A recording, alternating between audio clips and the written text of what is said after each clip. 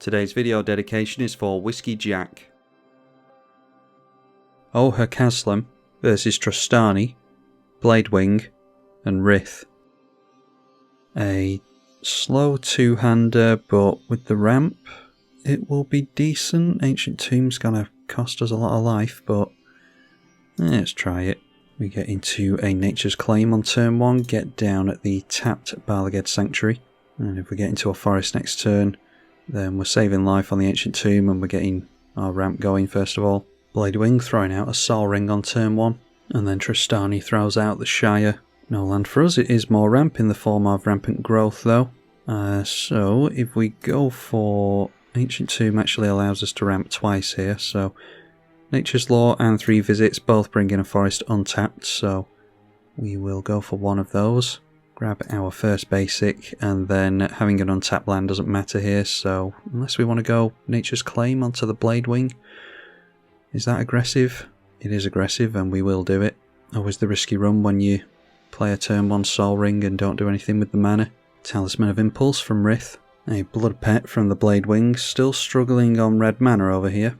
Trostani throws down a Nature's Law as well. Alright, now if we get into a land, which we do, the Boseiju, I was going to say we could go for Rampant Growth. It means next turn we'll be able to hold up our commander with the Heroic Intervention.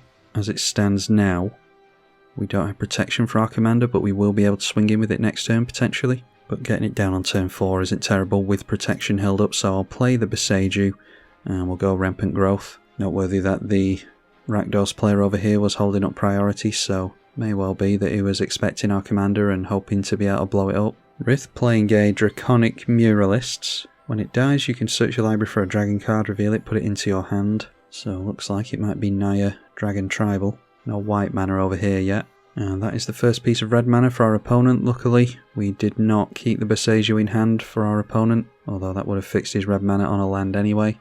Sacrificing the Blood Pet gets him into a Stinkweed Imp, so looking for the self-mill obviously for reanimation. And we see the first commander of the game, Trostani, Selesnia's Voice. Okay, and even more ramp in the Kodama's Reach. We can do that after we try out our commander, assuming that it gets killed off here. But as we said in the previous turn, we're holding up Heroic Intervention to try and keep that from happening. And likely playing out the Bellowing Tangleworm next turn so that we can get straight through to an opponent. Probably the Rakdos player, don't mean to bully him, but he's not going to have any green creatures. Mosswort Bridge is a hideaway card for the Naya player, and then playing a Garruk's Uprising will give the big stuff trample, and it will counter it when it enters, and when more big stuff enters. Stitched Together will return a creature from graveyard to hand, and they went after the only creature that is in the graveyard, and playing the Blood Pet again straight away. Blind Obedience is going to hurt if we manage to get haste on our creatures. Not going to be able to hold back the ones we cheat in as blockers either. Not for the first turn cycle anyway. Okay, seemingly no need to use the Heroic Intervention yet, which might be telling. But luckily we can still play the Bellowing Tangleworm and hold up Heroic Intervention. Greater Good is going to be a good thing to get into play at some point as well. But I think playing the Bellowing Tangleworm to make our stuff somewhat unblockable will be good. Again, Rakdos is holding up priority. So is the Selesnia player. That enters tapped, but our creature can't be blocked except by green or colourless creatures. So it's a no-brainer where we go here.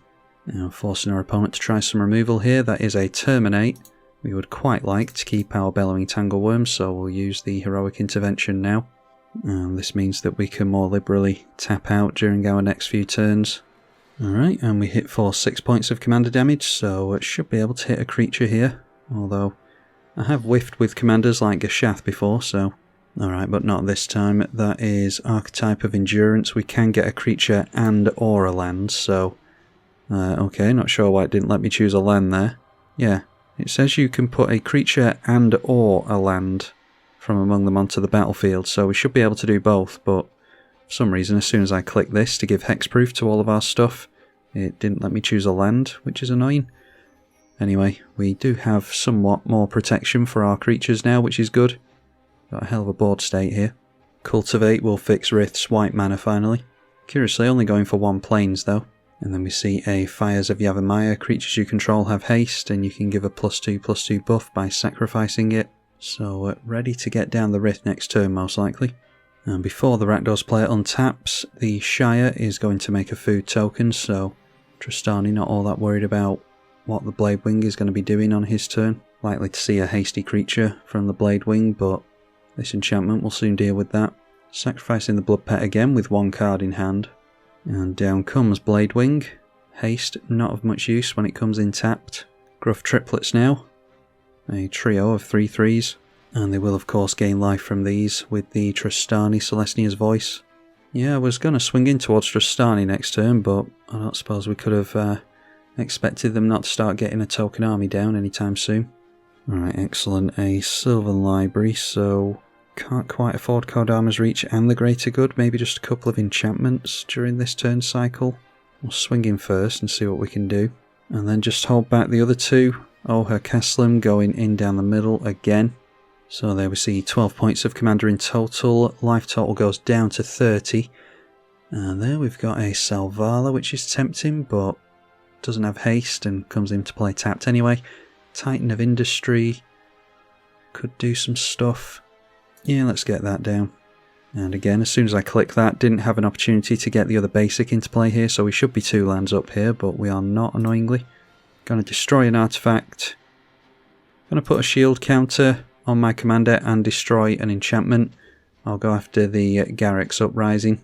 I really want to blow up the Blind Obedience here, but we're up against hasty flyers, and it's useful to us that they're going to come into play tapped. I mean, it's kind of damned if you do, damned if you don't here, because we don't want our stuff coming into play tapped either, because it's a 3-on-1 and we want to be able to block, but we can't really block flyers all that effectively, and they're coming down with haste and swinging in at us straight away, so yeah, it's not really a decent play to make in that regard.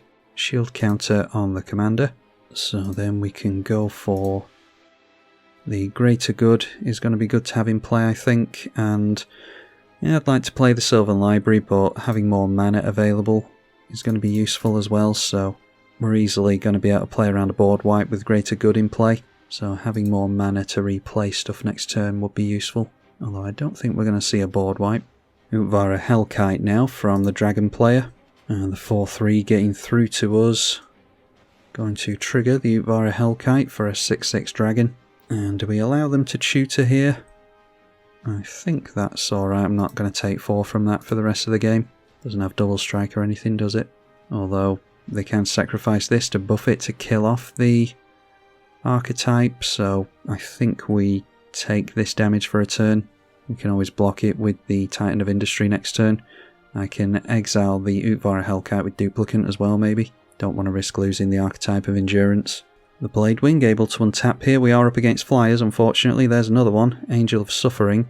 Damage won't be dealt to you. Prevent that damage and mill twice that many cards, so that might be the one that we have to Duplicant, unfortunately. Yeah, if we're facing down flyers, we might have to take the players out one at a time anyway. Swinging in with the Stinkweed Imp is interesting. I think I'd hold that back as a pseudo Death Toucher myself. Deciding to tap out, hoping that everyone is going to be ganging up on us though. So we go down to 21. The Bladewing is going to trigger, and getting a Zombie Knight token into play with Menace. Noteworthy there's a Scavenger Grounds over here against the Rakdos player as well. And the 3/3s turning in sideways towards us as well, so I think we risk losing some creatures here. They may well be able to give buffs, but we're taking too much damage. It's a 3-on-1. I'll get rid of the 2 tokens so that they don't have anything to populate. I'll leave the original one to swing in at us and deal 3 damage to us. Alright, so forcing my opponent to tap down his commander and populate now. Yeah, it's funny that it's become a 3-on-1 and the Rakdos player scoops, so that is worthy of a ban. Seems as though he's got salty on us. Yeah, it's funny it's become a 3-on-1 because as much value as we're getting, I think these board states are actually worse than ours now. Okay, so plus counters getting distributed when the Gruff Triplets die. So this one is now a 9/9 with Trample, and another one. So we're down to 18 already. Brass Knuckles is nice. We're not getting into too much ramp in the mid-game here though, so can't do quite as much as I would like, unfortunately.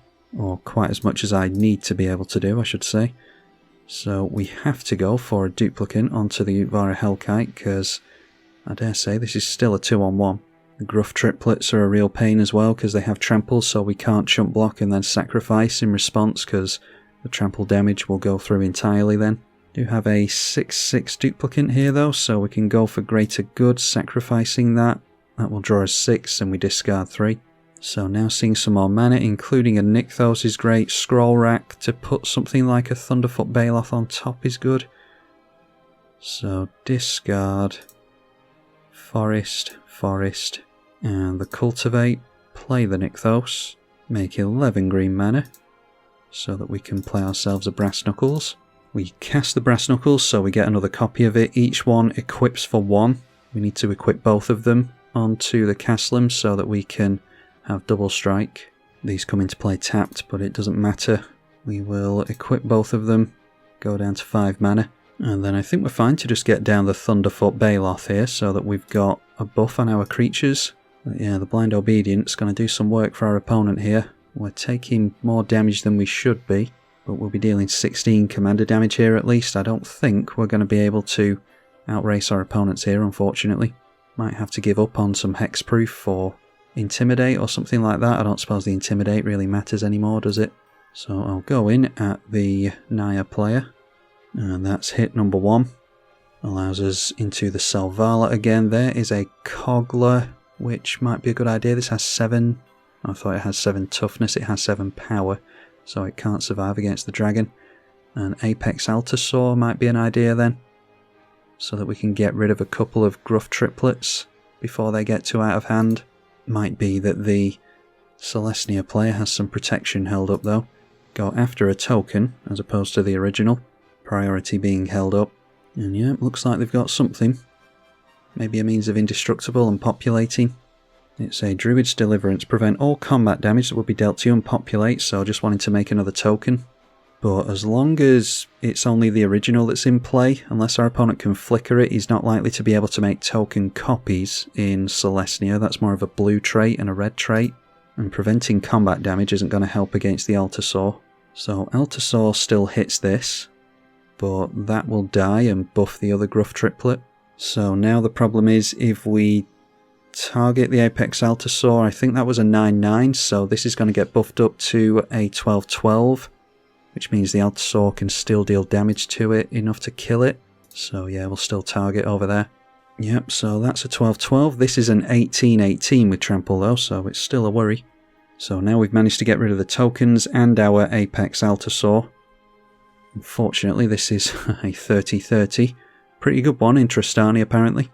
Don't know if we're going to be able to deal with that thing. Managed to hit again with Ojer Kaslem. Let's see here, a Battle Mammoth. Or a Terastodon. Yeah, I think it's the Terastodon here. We can take haste away from our opponent and blow up the Blind Obedience as well. Does give them more stuff to swing in with, but we can take out a land of our own maybe. So fires, Blind Obedience, and it can just be Boseiju. Yeah, it's all a case of trying to survive against this thing really. But we do get an untapped elephant token. It does have hexproof and trample, as well as being a 5/5 thanks to getting buffed by this. So that might be relevant. Might keep our opponents from swinging in with their tokens. It is ironic that we went to all that effort of removing the tokens over here and then we end up giving our opponent an elephant token. Hopefully it won't be relevant. Titan of Industry does have reach against the dragons, so yeah, maybe we can hold the dragon player at bay for now. He'll want to potentially hold back his green creatures against the Bellowing Tangleworm with Intimidate as well. We've only got 28 power on the board as well against the 30/30 unfortunately. So won't be able to gang up on it enough to kill it. A Shivan Devastator is going to be an 8/8 with haste, so yeah, going to be able to swing in with a couple of big flyers here, which could be relevant. Unlucky that we're up against a couple of green players with the Intimidate in play, and also unlucky that we're up against haste and our creatures coming into play tapped. So yeah, got his eyes firmly locked on us. Be interesting to see how long the game lasts between these two. But yeah, he's really going in hard towards us here. So that will be the 9/9 blocking the 8/8, an 8/7 blocking a 4/3, and a 6/6 blocking a 5/5. We have to take the 6. I put the shield counter on the commander because I was thinking that our opponents were going to be able to block it and kill it off. But in hindsight, maybe the shield counter on this to be able to block flyers would have been a good idea. Anyway, the Muralists goes down and they are able to search for something. So still a dragon in play. Not likely to keep the Titan of Industry in play, I don't think, thanks to that Gruff Triplet. Funny that the Gruff Triplet could swing in over here and take this player out in one shot. That'd be funny if he did that, but probably best to try and go after us. It's likely Trostani has this one. Well, that's a shame to end it in that way. I was hoping that it was going to be Red Zone Battlecruiser magic, but yeah, the Aetherflux Reservoir going to get us. So we're seeing our fantasy played out here. The Gruff Triplets is going to take out the Gruul player, or the Naya player. It's just at the expense of dying to the Aetherflux Reservoir. I suppose I should have drawn some cards with the Greater Good there just for the fun of it, but there's nothing we can do for free in this deck anyway. So there we go, Gruff Triplets is the MVP of the game, I think. All our opponents really got the blinkers set towards us, and yeah, definitely cost this player the game. I'm not saying we weren't a threat, but there were definitely other threats at the table as well. So there we are, fun game regardless. I'm glad that we got to see some Ojer Kaslem action. I want to give it double strike and try and copy the triggers if we can, and then we get more free creatures onto the board. We can buff the Kaslem by doubling its power and toughness and stuff like that as well, so that we've got more of a card selection. Yeah, I don't think I am misunderstanding the Kaslem's ability. We should be able to get a creature and a land, I'm pretty sure. So on Magic Online apparently it's bugged unless I'm misunderstanding something, but we were able to get the free creatures anyway, which is the main target of the deck. So hopefully you all enjoyed it. Massive thank you to the patrons as always. I'm tribalkai. Thank you for watching.